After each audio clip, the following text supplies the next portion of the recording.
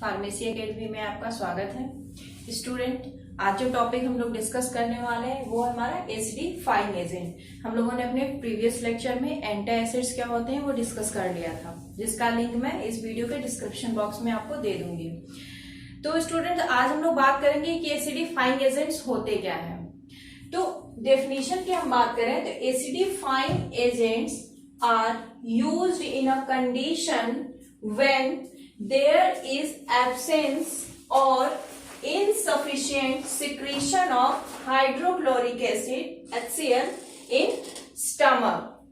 यानी कि जो हमारे एसिडिफाइंग एजेंट्स वो एजेंट होते हैं जब हमारे स्टमक में, हमारे जो स्टमक है उसमें हाइड्रोक्लोरिक एसिड प्रेजेंट होता है, तो उस हाइड्रोक्लोरिक एसिड का सिक्रीशन कम हो जाए या वो हाइड्रोक्लोरिक अपना कॉन्सेंट्रेशन ना के बराबर हो जाए। तो उस हाइड्रोक्लोरिक एसिड के कॉन्सेंट्रेशन को मेंटेन करने के लिए हम एसिडिफाइंग एजेंट्स को यूज करते हैं, क्योंकि हमें पता है कि जो हमारा स्टमक होता है उसमें हाइड्रोक्लोरिक एसिड होता है, वो हमारे फूड के ब्रेकडाउन में, उसके डाइजेशन में हमारी मदद करता है। साथ ही साथ हमारे फूड के साथ कभी कभी कुछ माइक्रो ऑर्गेनिज्म आते हैं तो उनको जर्म्स को भी किल करने का काम करता है, और साथ में ये प्रोटियोलिटिक एंजाइम्स के सिक्रीशन के लिए भी हमें जरूरी होता है। तो एसिडिफाइंग एजेंट्स हमारे उसी HCl की कंडीशन को मेंटेन करने के लिए यूज होते हैं जब हमारी बॉडी में उनका कॉन्सेंट्रेशन कम हो जाता है। एंड दिस एब्सेंस और insufficient secretion of HCl leads to diseases. यानी कि जो एब्सेंस और इनसफिशिएंट सिक्रीशन हो रहा है हमारी बॉडी में HCl का, उसकी वजह से हमें बीमारियां भी हो सकती हैं। And these diseases are known as, ठीक है, कौन कौन सी बीमारियां होंगी अगर हमारे बॉडी में HCl का सिक्रीशन कम हो जाए या खत्म हो जाए। When HCl secretion is absent in your GIT stomach, then condition is known as achlorhydria। achlorhydria यानी absence of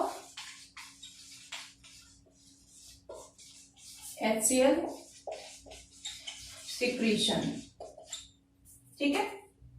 और दूसरी कंडीशन क्या हो सकती है? हाइपोक्लोरहाइड्रिया।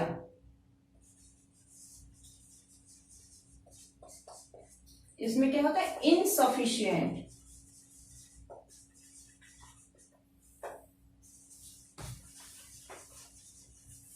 सिक्रीशन ऑफ HCl, ठीक है। ये दोनों कंडीशन में देखिए अंतर है। एक्लोरहाइड्रिया की कंडीशन क्या होगी? जब HCl आपके स्टमक में सिक्रीट होना बंद हो जाएगा।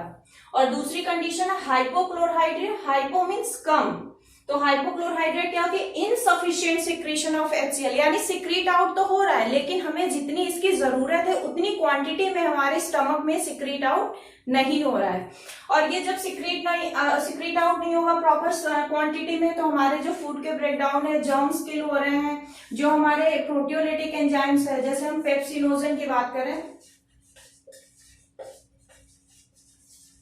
ठीक है, पेप्सिनोजन हमारा इनएक्टिव फॉर्म होता है। ये एक सफिशिएंट पीएच पे, यानी इसका पीएच 2 से 3 के बीच में जब मेंटेन हो जाता है, यानी हाईली एसिडिक कंडीशन जब इसे मिलती है हमारे स्टमक में, तब ये एक्टिव फॉर्म में कन्वर्ट होता है पेप्सिन, ठीक है। And this pepsin is a proteolytic enzyme. तो हमारे HCl के इनसफिशिएंट सिक्रीशन से या एब्सेंस ऑफ HCl की वजह से हमें बॉडी में बहुत सी प्रॉब्लम को फेस करना पड़ सकता है, ठीक। अब हम बात कर लेते हैं कि कॉजेज क्या है, किसकी वजह से हमें ये एक्लोरहाइड्रिया की प्रॉब्लम हो रही है। तो हम उन कंडीशंस की भी बात कर लेते हैं। कॉजेज ऑफ एक्लोरहाइड्रिया, यानी एक्लोरहाइड्रिया होने के पीछे रीजन क्या है, क्या वजह है। तो सबसे पहला जो रीजन है एक्लोरहाइड्रिया का, long term use of proton pump inhibitors drugs, यानी long term uses of proton pump inhibitors, PPI, that means proton pump inhibitors. यानी अगर हम प्रोटॉन पंप इनहिबिटर्स की कैटेगरी के ड्रग को अगर हम बहुत लंबे टाइम यूज करते हैं तो हमें ए क्लोरहाइड्रिया की प्रॉब्लम आ जाती है, क्योंकि हमें पता है कि प्रोटॉन पंप इनहिबिटर्स जो होते हैं वो हमारी जनरली एसिड रिफ्लक्स, अल्सर की प्रॉब्लम को ट्रीट करने के लिए यूज किए जाते हैं। लेकिन अगर हम इनको लंबे टाइम तक यूज करते हैं तो ये हमारे जो रिसेप्टर्स होते हैं गैस्ट्रिक जीआईटी के स्टमक में, वो जो एसिड के सिक्रीशन में मदद करते हैं, उनको ये ब्लॉक कर देते हैं। ठीक है, जैसे हमारी इस कैटेगरी की ड्रग कौन आती है? Omeprazole,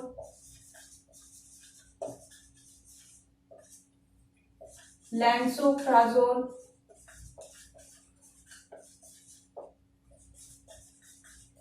pantoprazole etcetera. ठीक है, तो ये हमारे जो ओमेप्राजोल, लैंसोप्राजोल, पैंटोप्राजोल है, ये हमारी प्रोटॉन पंप इनहिबिटर कैटेगरी की ड्रग है जो एसिड रिफ्लक्स और अल्सर की प्रॉब्लम को ट्रीट करने के लिए यूज की जाती है। अगर लंबे टाइम तक हम इन ड्रग्स को यूज करते हैं तो ये हमारे जो जीआईटी के एसिड सिक्रीशन को स्टिमुलेट करते हैं, रिसेप्टर उनको ब्लॉक करने का काम करती है, जैसे हिस्टामिन फॉस्फेट को। ठीक है, दूसरा रीजन क्या हो सकता है ए क्लोरहाइड्रिया का? दूसरा रीजन हो जाता है हाइपोथायरॉयडिज्म, यानी अगर हाइपोथायरॉयडिज्म की प्रॉब्लम है तो भी हमारी ए क्लोरहाइड्रिया की प्रॉब्लम हो सकती है। नेक्स्ट रीजन क्या है?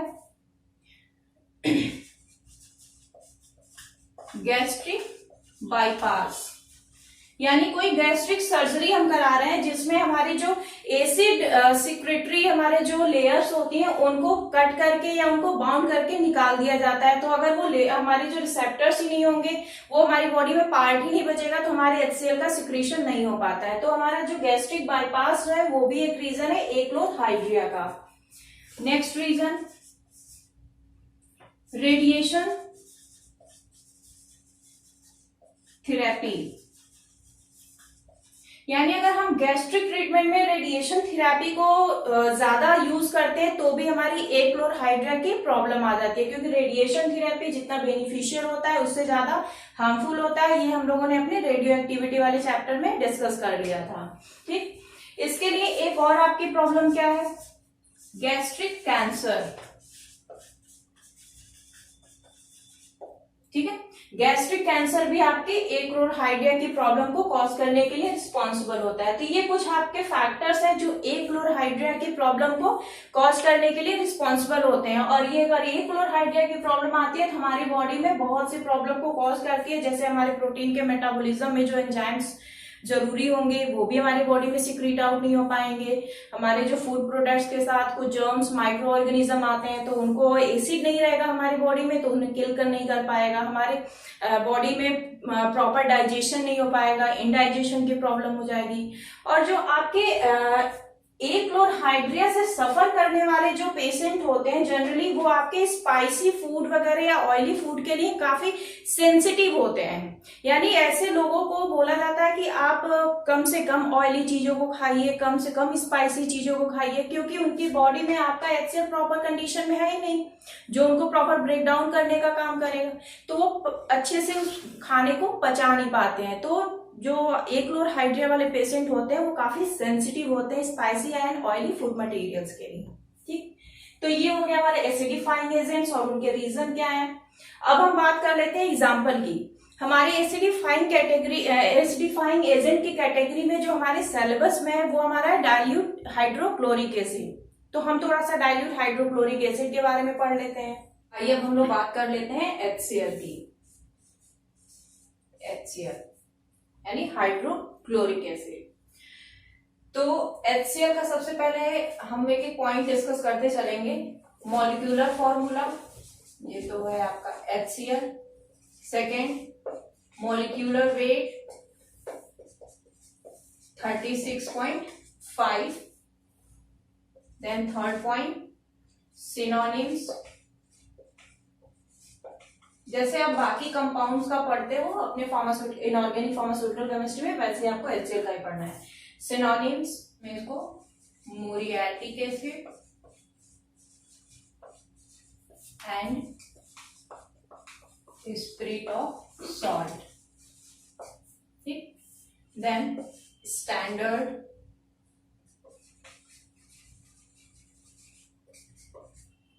Not less than 35% weight by weight and not more than 38% weight by weight। ये है स्टैंडर्ड। ठीक, अब हम बात कर लेते हैं इसकी कुछ प्रॉपर्टीज की। Properties of HCl। ठीक, तो जो हमारा HCl होता है वो क्या होता है? Clear, colourless fuming liquid. क्योंकि HCl की आप बॉटल कभी लेबोरेटरी में अपने ओपन करते होगे एक्सपेरिमेंट को परफॉर्म करने के लिए, तो जैसे ही आप कैप ओपन करते हो उसमें से फ्यूम्स निकलती हैं। ठीक, तो जो आपका HCl होता है clear, colourless fuming liquid. Order की बात करें तो ऑर्डर जो होता है इसका पंजेंट ऑर्डर। ठीक, अब इसकी हम कुछ केमिकल प्रॉपर्टीज की बात करें। एसिड है ये, तो एसिड जब मेटल के साथ रिएक्ट करता है तो वो मेटल क्लोराइड और प्लस हाइड्रोजन गैस को लिबरेट करने का काम करता है। जैसे हम जिंक की बात करें, जिंक के साथ हमारा HCl अगर रिएक्ट कराएंगे तो क्या बनता है? Zinc chloride. ठीक है, मैंने कहा कि मेटल क्लोराइड बनाएगा प्लस हाइड्रोजन गैस लिबरेट करेगा। तो जिंक के साथ जब हाइड्रोक्लोरिक एसिड आपका रिएक्ट करता है तो जिंक क्लोराइड और प्लस हाइड्रोजन गैस को लिबरेट आउट करता है। ठीक, नेक्स्ट ऐसे ही हम अगर कैल्शियम के साथ कराएं तो क्या बनेगा? Calcium chloride plus hydrogen gas को लिबरेट करेगा। ऐसे हम सोडियम के साथ कराएं तो ये NaCl plus hydrogen gas.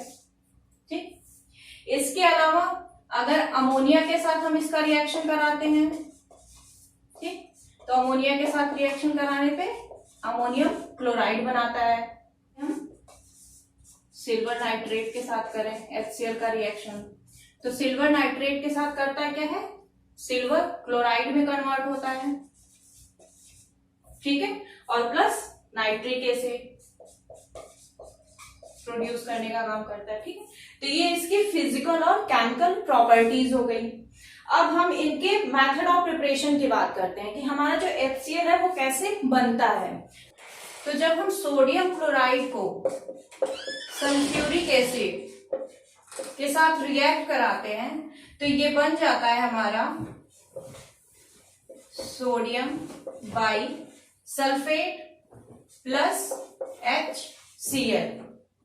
Sodium by sulphate plus HCl, और फर्दर इस सोडियम बाई सल्फेट के साथ हम अगेन सोडियम क्लोराइड का रिएक्शन कराते हैं तो ये हमारा सोडियम सल्फेट और प्लस हाइड्रोक्लोरिक एसिड में कन्वर्ट होता है। तो ये हमारा method of preparation hydrochloric acid का, जो कि बहुत ही सिंपल है। अब हम कुछ यूजेस की बात कर लेते हैं कि हमारे ये HCl का यूज क्या है। तो यूजेस हम थोड़ा शॉर्ट में यहाँ देख लेते हैं। पहला यूज क्या है? यूज रहेगा फार्मास्यूटिकल एड। यानी HCl यूज रहेगा फार्मास्यूटिकल एड। दूसरा है आपका used as a solvent. HCl also used as a catalyst in pharmaceuticals।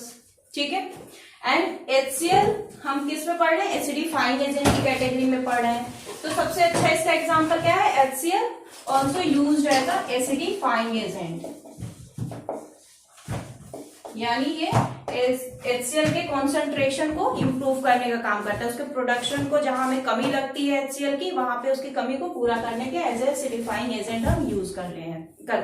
ठीक है, तो ये हो गया पूरा हमारा एसिडिफाइंग एजेंट। आई होप आपको सारे पॉइंट्स क्लियर हो गए होंगे। कोई क्वेरी होगी, क्वेश्चन होगा तो प्लीज आप कमेंट बॉक्स में मेंशन करिए। मेरे वीडियो को लाइक करिए, सब्सक्राइब करिए और ज्यादा से ज्यादा शेयर करिए। Thank you so much.